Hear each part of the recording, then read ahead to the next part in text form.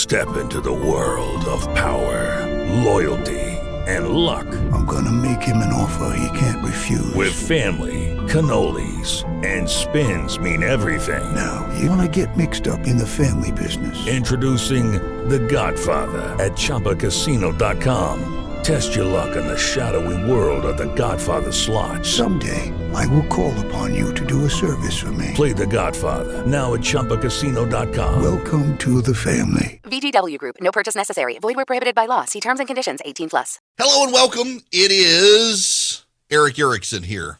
Delighted to have you with me. The phone number, should you wish to be a part of this here program, is 877-97-ERIC, 877-973-7425. I need to delve back into the story. Oh, you know the story. Let me set the stage for those of you who are new to this.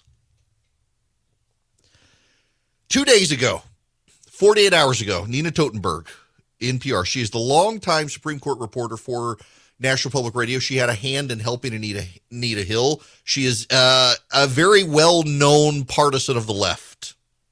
The conservatives on the court have long been suspicious of her. Conservatives in general have as well. She's pro-abortion. Her sister, Amy Totenberg, was appointed by Barack Obama to be a federal judge in Georgia. She is of the left, so is Nina. Nina has a lot of left-wing sources, and Nina ran a story claiming that Neil Gorsuch refused to wear a mask at the court, even after John Roberts had asked the justices of the court to do so on behalf of Sonia Sotomayor, who is a horrible diabetes and is in poor health. And he refused. She was joined by a guy named Mark Joseph Stern, who incidentally his wife works at the Supreme Court. He began to attack Gorsuch. Then Ruth Marcus of the Washington Post also attacked Gorsuch, all of it about the mask. Now, Ruth Marcus, you know, the editor of the editorial page of the Washington Post, where democracy dies in darkness, Ruth Marcus was there and would know, if she actually was there, as she claimed to be, that other justices weren't wearing masks when they asked questions. Gorsuch didn't wear a mask at all. Other justices took their masks off during question time. She never pointed that out. So you got these three hits on Gorsuch. And the big one comes from Totenberg, that Neil Gorsuch refused to wear a mask even though the Chief Justice asked him to.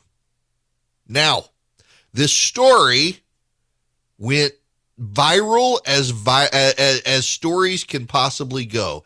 It was a big deal across the media. Tragically, anti-mask insanity has now reached the highest court in the land. Neil Gorsuch is prioritizing his right to be a tool over protecting Sonia Sotomayor's life. Gorsuch loves COVID, which makes him the perfect Republican. He thinks very little of coronavirus precautions. Gorsuch has the nerve to refuse to wear a mask indoors while seated next to his colleague who's vulnerable to possible death from a highly communicable disease. Where's the collegiality? Where's the common sense? That just seems ridiculous. Can you put a mask on to be polite? What kind of workplace is this? It's not hard. Justice Gorsuch had to know that this would become a public controversy, and so I think he did this as a branding opportunity. What's up with Justice Gorsuch? If including all of the other conservative members of the court, are willing to go along with this, why not him? Every other justice is masking up, even Clarence Thomas, who doesn't seem to care about anybody. But nope. Not Gorsuch. He could not be bothered to extend a life-saving courtesy to his coworker. It not only displays a lack of basic civility as a coworker, but also a lack of humanity. While Gorsuch's behavior here is pretty disgraceful, I guess it shouldn't be that surprising. A prickly justice, not exactly beloved even by his conservative soulmates on the court. Confirmation of what we all already knew. Whatever you think about masks, Gorsuch, who sits next to Sotomayor at work, just decided to be a dick to a colleague. Neil Gorsuch, shame on you. Shame on you. Why is it that so many conservatives in public life who claim to be such pious Christians and obsess over morals and decency are actually awful, awful people? My first reaction was to think what a mean-spirited, almost ghoulish person Neil Gorsuch is. And this literally goes on for another 30 seconds. That's the American media. The American media that lectures us on misinformation and disinformation. Every news outlet except Fox News seized on Nina Totenberg's story. There's just a problem. It's not true. Nina Totenberg's story is not true. Now, you should know National Public Radio is standing behind Nina Totenberg's report. They refuse to retract the story. But Sonia Sotomayor and Neil Gorsuch came out and said the story is not true. They used the word false. Reporters said, well, this is obfuscating because their statement says Sonia Sotomayor did not ask Neil Gorsuch to mask up. The story says that John Roberts asked him to mask up, so we're standing by the story. This is a non-denial denial. So then John Roberts released a statement and said he did not ask the justices to mask up. And NPR is still standing behind the story. So all three people involved in the story, John Roberts, Sonia Sotomayor, and Neil Gorsuch, all of them say the story is false. And they all three use the word false. And NPR is standing behind the story. I have a theory on what's going on here. Gorsuch must be playing a role influencing the Dobbs case. The Dobbs case is the case that could reverse Roe versus Wade. You really can't possibly believe that progressives at the Supreme Court who are totally in on Roe would not try to sabotage a Supreme Court majority that threw out their precious abortion, would you? I mean, Sonia Sotomayor, Neil Gorsuch, John Roberts, they all deny the story, and NPR is standing behind Nina Totenberg. I suspect someone at the Supreme Court told Nina Totenberg this story. And Nina Totenberg trusts her source at the Supreme Court more than she trusts Sonia Sotomayor, Neil Gorsuch, and John Roberts. And so they're standing behind it because of her sources at the court. But what if her sources have an agenda? It's very possible for sources to have an agenda. What would that agenda be? Well, what dominates the press coverage of the Supreme Court? Abortion. What's before the Supreme Court right now? The Dobbs case. What happens if the Supreme Court comes back on that case with the conservatives in the majority? Roe v. Wade dies.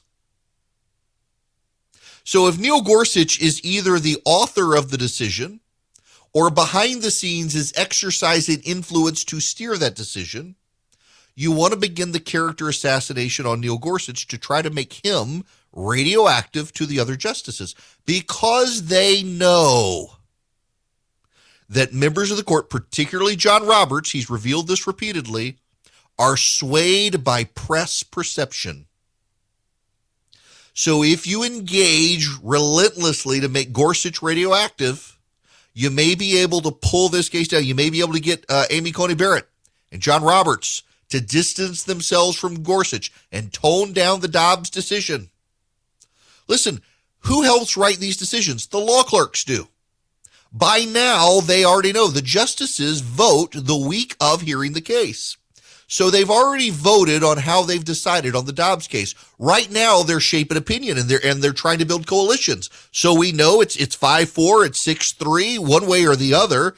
So now they're writing their decisions. So the law clerks at the court of the left and the right already have the outline of the Dobbs decision. They're just continuing to structure it. They're building persuasive arguments one way or the other. They're not immune to outside conversation on how it should go. So along comes Ruth Marcus, the editorial page editor of the Washington Post, Mark Joseph Stern of Slate, and Nina Totenberg, and all three of them begin separate attacks on Neil Gorsuch, all at the same time, on this mask issue.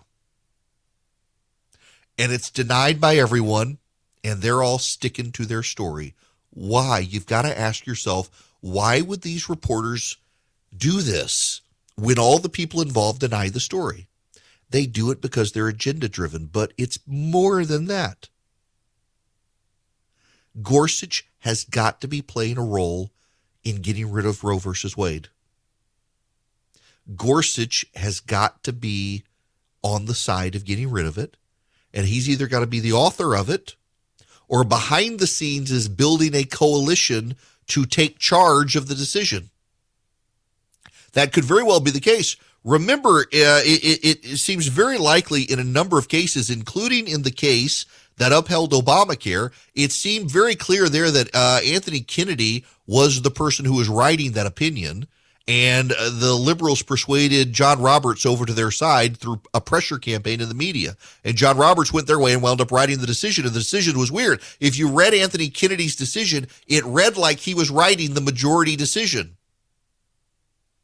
And yet Roberts wound up writing the majority decision, but it was Roberts' opinion and then 4 left-wing justices who agreed with him on the outcome, but not on the way he decided it. Clearly, there was opinion playing there that pulled him over. This is probably happening with the Dobbs case.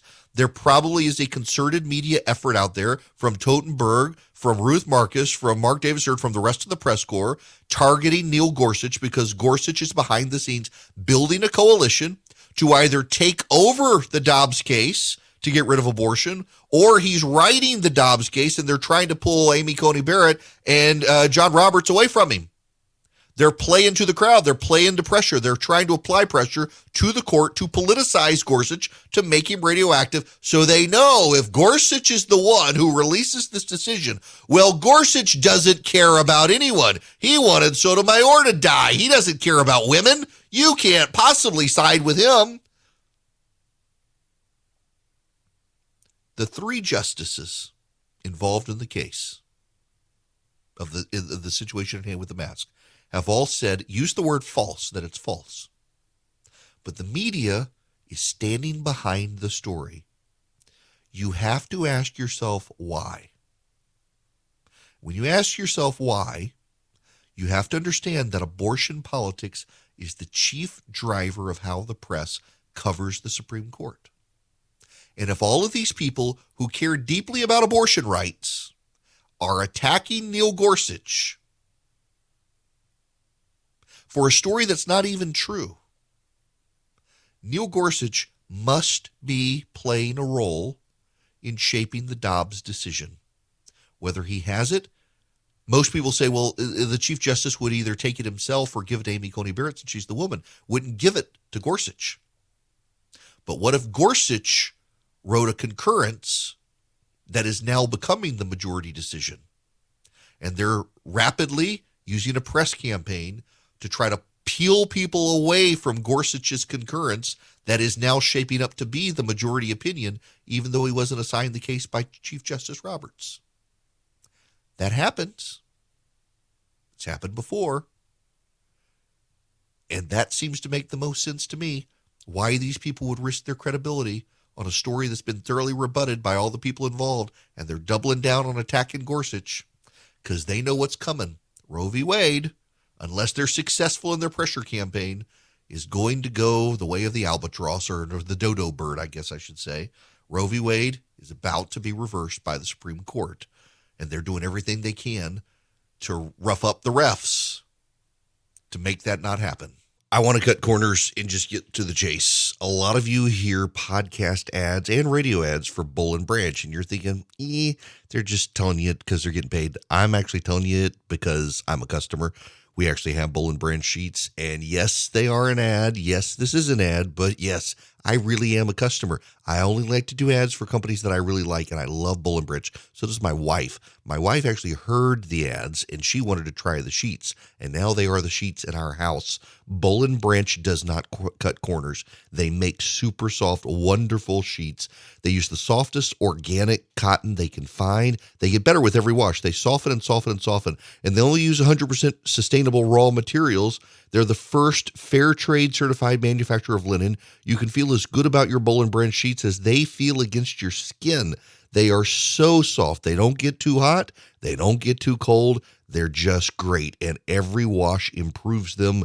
That, I'm telling you, is one of the coolest things about these sheets. It's like sleeping on a new bed every time you wash the sheets. It's great. Now, you can experience the best sheets you've ever felt at bullandbranch.com. Get 15% off your first set of sheets when you use the promo code ERIC at checkout. That's Bull and Branch, BOLLAND branch.com, promo code ERIC, ERICK. This hour of the program brought to you by First Liberty Building and Loan. Wherever you are nationwide, if you're in charge of a small business and you need to grow, they can help you. They've been doing this since the early 90s. We're talking large loans, $500,000 and up. But if you need to buy a building, build a building, buy a fleet of vehicles, something big for your business, and banks are telling you no, they want to help you get to yes. Spend just 10 minutes with them. Tell them I sent you. Go to firstlibertyga.com. You'll get their contact info. Wherever you are nationwide, listen to me right now. They can help your business. firstlibertyga.com. You know, on this Supreme Court stuff, I told you the other day that an Edelman survey, Edelman's a big PR firm, and Edelman, they do big surveys, global surveys. And the Edelman survey of 30,000 people said that the trust in the media has cratered. Trust in the media has absolutely collapsed. 67% of people say they no longer trust the media in Western nations. This Supreme Court situation is an example of that, that nobody trusts the media, and the media lacks self-reflection. And, you know, I've talked to a number of reporters who behind the scenes say that they're deeply frustrated with their own profession. They're deeply frustrated because they genuinely believe the media is needed. I believe the media is needed. I think a free people need a free press. And they, like I, believe that the media has destroyed its own credibility. So there's a story out of Florida that a official was fired for mandating vaccines. And that story was grabbed by the New York Times and the Washington Post and others to make the point that, you see, Ron DeSantis is insane. He can't be president. He can't be trusted governing Florida, firing someone who wanted his employees to get a vaccine. Mark Caputo is the reporter who dug into the story. He's based in Florida, and it turns out that the public health official who was fired had been accessing the private health records of employees inappropriately.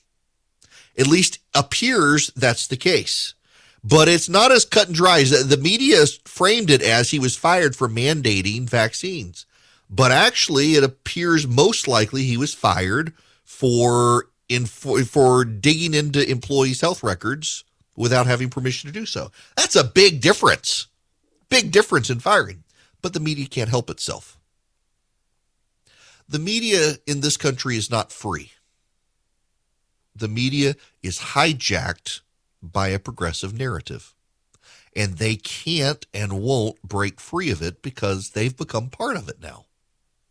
That is actually the most troubling part of all of this, is that the American Press Corps doesn't even realize it has a problem. The American Press Corps is poll-driven. Particularly the political press. The political press runs major stories about polling. I mean, I started the show today with all the headlines. The AP poll, the NBC poll, the ABC poll, the CNN poll, the Fox News poll. They've all got polls, and those polls shape their coverage. Those polls shape what they cover. So here comes a major respected public relations firm, Edelman, does a global survey on trust in the media, shows that trust has cratered. 2/3 of the public doesn't trust the media, and they blame Republicans and Fox News. There's no willingness to self-reflect. There's no humility. Now, listen, I joke about it. I say I'm the most humble person I know, somewhat flippantly. There's a role to play in humility. And people who can exercise humility tend to be a little more respected because someone who has a little bit of humility is willing to say, I got it wrong. Or they're willing to move slow. A lot of people want to be first, not accurate anymore. The humble person moves a little slower, doesn't get there first, but gets there best. And our media institutions view humility, as so many people in politics do too, by the way, view humility as a bad thing. And they're not very humble. They can't admit they were wrong. They can't acknowledge it. Look at NPR. You've got everybody involved in the story about Gorsuch saying it's not true, and they're standing by the report that says otherwise. They lack humility. And when you lack humility over time, you lose people's trust. This is the same thing with public health officials. Dr. Fauci, Dr. Fauci has lost the public's trust because Dr. Fauci is not a humble man. Dr. Fauci is unwilling to admit he was wrong, and he speaks with certainty about uncertain matters. And people no longer trust him. He does more harm than good. Humility is definitely something we need to deal with in this country and talk about. Now, when we come back, I do actually want to get into the audio from Joe Biden's press conference yesterday. My gosh, the man, I got a note from a friend who said he was handling himself well. That was before he started floundering and stepping in it, and it wound up being a disaster for this president last night in Washington. Hi there, it is Eric Erickson here. The phone number is 877-97-ERIC, 877-973-7425. If you follow me on Instagram at EW Erickson, I put up the clip of the Simpsons clip followed by the Biden inaugural team clip. I just find it hysterical. Hello, I'm Tom Hanks. The U.S. government has lost its credibility, so it's borrowing some of mine. If only we're brave enough to live through two of the most difficult years many of us can remember. I can't believe they did it. I can't believe that they would do something like that. I mean, let's be really honest here. I'm a Tom Hanks fan. I like Tom Hanks. I think he's a great actor. He definitely, we don't share the same politics, but my goodness gracious, I just find it flippin' hysterical that they would grab hold of this and run with it. Oh my gosh. Oh boy. Okay. We actually got to get into the press conference now, because it was genuinely something to behold. Enough on his remarks. Well, let's get into it first with Van Jones on CNN after this lengthy thing. But very clear there, Van, very clear. Yeah. On Kamala Harris. Listen, and I appreciate that, and I think a lot of Democratic voters appreciate that. That's the one time that you don't want to give any fuzzy, foggy, let me tell you a long story answer. Clear and direct. They are a team. He's standing together. They're gonna fight forward. And look, I think that part of the reason that answer stood out so much is because some of the other answers were kind of foggy and meandering. I think it's have to be honest that you can be a foggy, meandering president, say like Reagan near the end, if you're winning. But if you're foggy and meandering on key questions and you're also not winning, then you've got a real problem. And so I think the real challenge that you have is the numbers are out there that are bad. But this party has got to come together and start putting some wins on the board for this president. They either got to start, they're going to either hang together or they're going to hang separately in the fall. Yes, he's right. He's right about the fogginess. And yeah, apparently there is a thing out there. Some of the voters don't like the attack. Some of his voters don't like the attacks on Kamala Harris. It's very clear.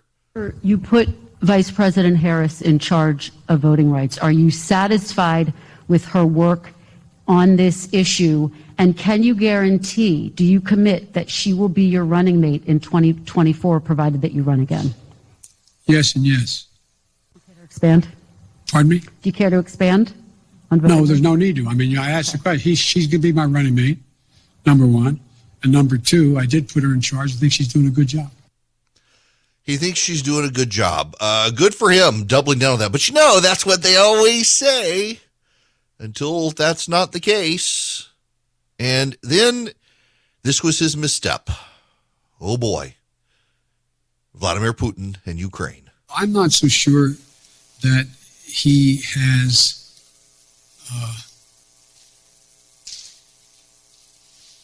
David, I'm not so sure he is certain what he's going to do. My guess is he will move in. He has to do something. And by the way, he goes on to say, minor incursion, no big deal.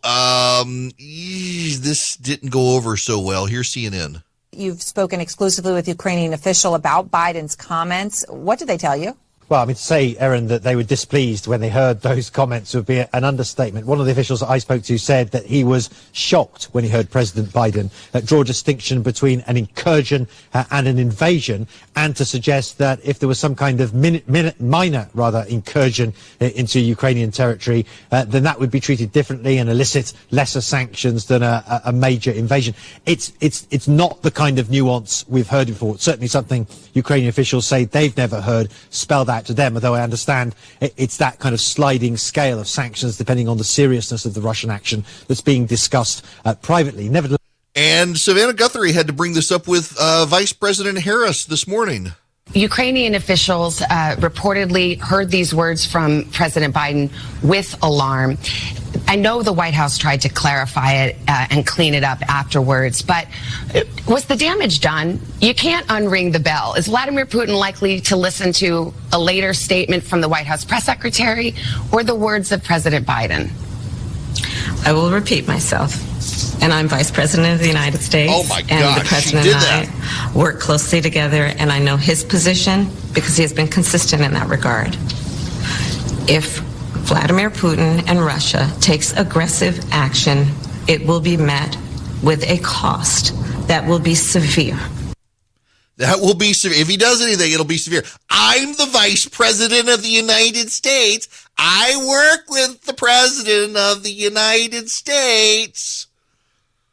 Oh my gosh. How insufferable can you be?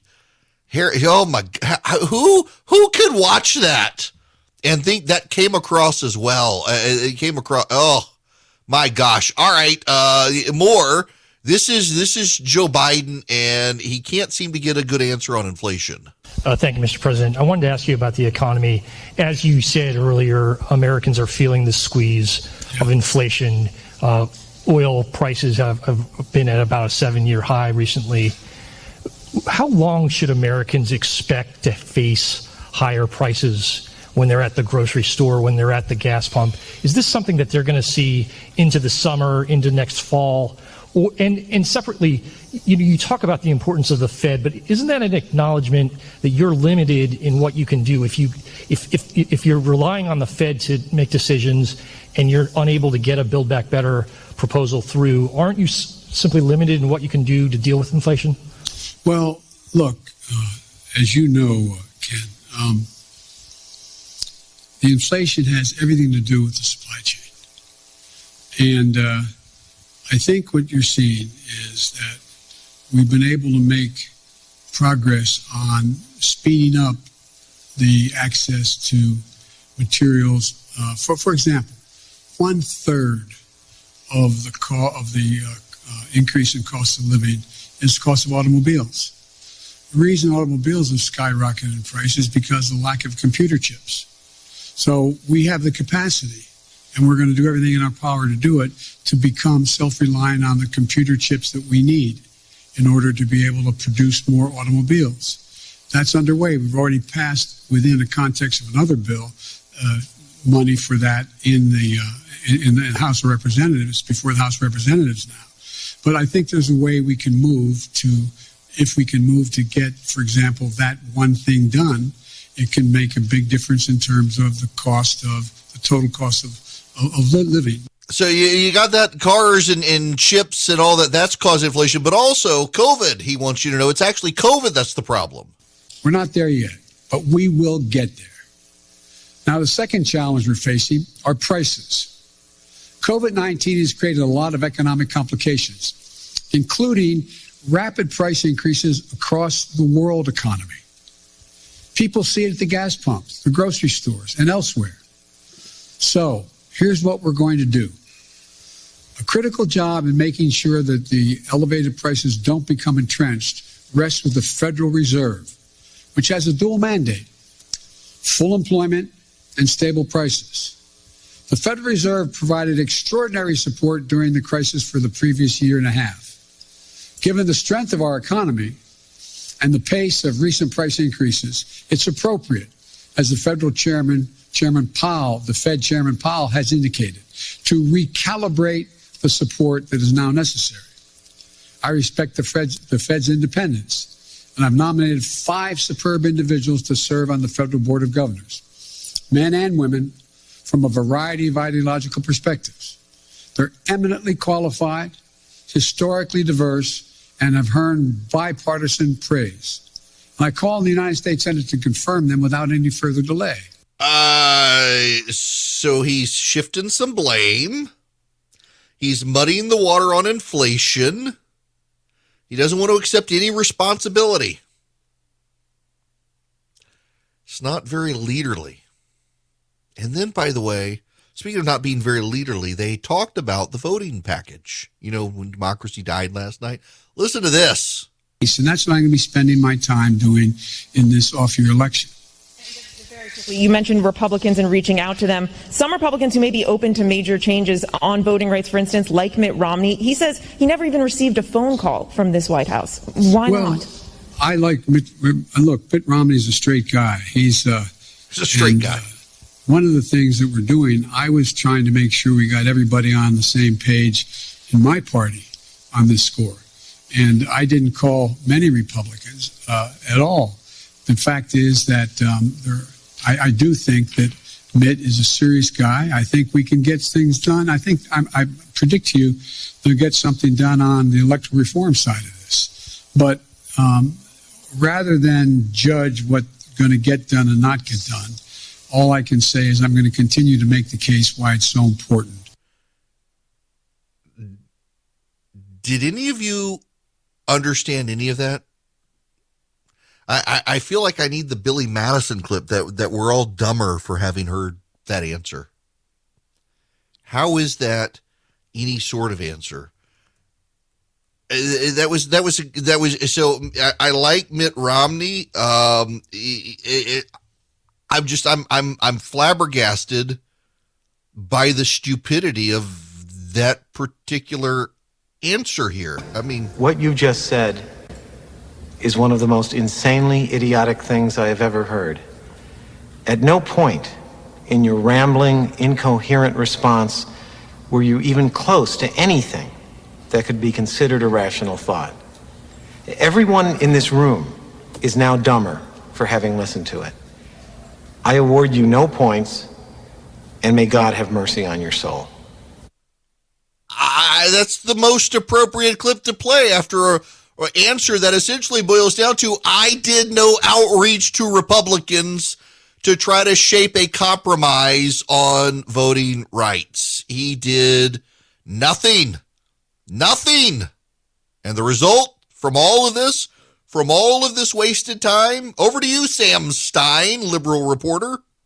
And Sam Stein, this morning Politico Morning Consult has new polling out on Biden's first year. What does it tell us? Well, we asked respondents to give him a letter grade, and the reason for doing that was not to be cheeky about it, but to get a measurement of just what the actual attitudes were. For instance, if it's all B's and C's, people think he's doing an okay job, but maybe could do better. What we found was a little bit alarming for Biden, which is a lot of people gave him an F, and that's a measurement of just how much hatred there is for him, especially on the right. 69% of self-identified Republicans giving him an F grade suggests that this isn't just antipathy towards Biden. It's much more than that. It's much more emotional. The thing that really jumped out to me is when we measured it on the issues, and we asked for letter grades on the issue of unity, which is Joe Biden. I mean, let's not overstate. This guy is not exactly the most, he's not a progressive. He's a moderate. He is a unifying figure, I think, objectively, or tries to be. He got an F by 40% of the public on that grade. I mean, an F on unity. He didn't even try to reach out to Republicans. He did not even try to build a bipartisan case for any sort of voting reform. None. All of his signature initiatives dead. He got infrastructure passed. But you know what? That infrastructure plan, a lot of it was stuff that the Republicans wanted to pass when Trump was president, and the Democrats filibustered it. So it gave Biden a little bit of a win, but that's about it. It's not what he wants to run on. I mean, he wants to run on a lot of stuff he couldn't get past, including doubling down now on Build Back Better. This is a disastrous administration. It's mind-boggling to me that we've come to the end of his first year, and all of the accomplishments he wants to run on are the things that he did not get past. I want you guys to accomplish something. I want you to go move your cell phone account to Patriot Mobile if you can, because they're a Christian conservative company that supports your values. You get great discounts from them, and they use a portion of their profits to advance the conservative movement. The left right now is pouring money in to fight for their side, pouring money in to advance their cause, and we got to step up on our side. And one easy way to do it is to use a great cell phone company. Now you're thinking, what is? I've never heard of this company. They're cell towers. They use the towers all the other companies use. All the towers you see out there on a daily basis, Patriot Mobile uses those. Congress passed a law. It gives companies a right to do that and start cell phone companies to compete with the big guys, and they've done it. And you can choose your cell service. You get voice, you get data, you get 5G, you get all that from Patriot Mobile. They give you discounts if you're an NRA gun guy, if you're a teacher, if you're a first responder, if you're a veteran, and they use their profits to fund the pro-life movement, the Second Amendment movement, all great conservative causes. And you get free activation with my name. All you do is go to patriotmobile.com/Eric, patriotmobile.com/ERICK, or you can call them. They have 100% U.S.-based customer service, 972-PATRIOT. Hi there. How are you? It's Eric Erickson here. The phone number, should you wish to be a part of this here program, is 877-973-7425. Now I need to explain to you why some of your flights are getting canceled. By the way, I want to say this. This may upset a couple of people, but I think American Airlines is a garbage airline. There's a report out today that on a flight from London to Miami, American Airlines turned the plane around an hour into the flight because someone wouldn't wear a mask on the plane. Everybody has to be vaccinated on the plane. Everybody had to have a COVID test. And they didn't just wait to get to what a ridiculous. I'm not a fan of American Airlines. Never have been. Nonetheless, I digress. Not really about American Airlines here. This is about airlines in general. A lot of flights getting canceled. Some getting canceled because of COVID. But a lot of flights, British Airways is canceling all flights into the United States because of 5G. Now, I've mentioned this before, but just so you understand, there actually are, this isn't really a flippant point, there's no humor here, there actually are a lot of planes that are being canceled. So planes have altimeters, and the altimeters use radio waves to figure out how low to the ground they are. And there is a serious concern of the FAA. The FCC, Federal Communications Commission, says there's no reason for concern. The FAA is in a peeing match with the FCC over this and says there is a concern. So older planes have altimeters the FAA believes might have interference with 5G wireless on what's called the C-band. It's a spectrum of radio waves that can now be used. It's kind of like the Goldilocks point. You can use ultra wideband or a millimeter band spectrum of radio waves, and you can get 5G. 5G is a cell service that delivers data as fast as Wi-Fi, if not faster. And there's millimeter band in a lot of cities, and it moves very, very fast. And then out in the country, you have a different band of radio waves, and it delivers it fairly slow. The C-band is right in the middle, so it doesn't deliver as fast as in urban areas, but then those urban areas, you got to have towers every couple of 100 feet, little bitty transmitters. This, you can have wide open spaces and get really fast data. The problem is the FAA thinks it might interfere with the altimeters. Newer planes don't have to worry about it. Planes built in the last few years have altimeters that aren't affected. But a lot of airlines fly older model planes, and they really are worried that these planes won't be able to figure out how low to the ground they are. And so they're canceling lots of flights around the country. And internationally, a lot of international airlines are canceling flights into this country. The FCC and the cell phone companies say this is a nonsensical issue, and they're deploying the 5G. So if you're having a lot of canceled flights, it's not just COVID anymore. It's also cell phones. 5G. It's not just tinfoil hat conspiracy theorists anymore. It's 2022, and guess what? Nothing still makes sense. The whole world seems to be going crazy right now, and banks have gotten really skittish at helping small businesses. They're perfectly happy to help the giant businesses, but what about you? You're a small business, you got to buy a building or build a building, or you need a big loan for a fleet of vehicles to grow your business, and the banks are giving you a hard time. Check out my friends First Liberty Building and Loan. They can help you nationwide, wherever you are. If you're a small business and you need access to loans, let's say $500,000 and up, First Liberty can do it. They've been doing this since the early 90s. The Frost family are friends of mine. They're committed Christians and they're great business people, and they are committed to small businesses.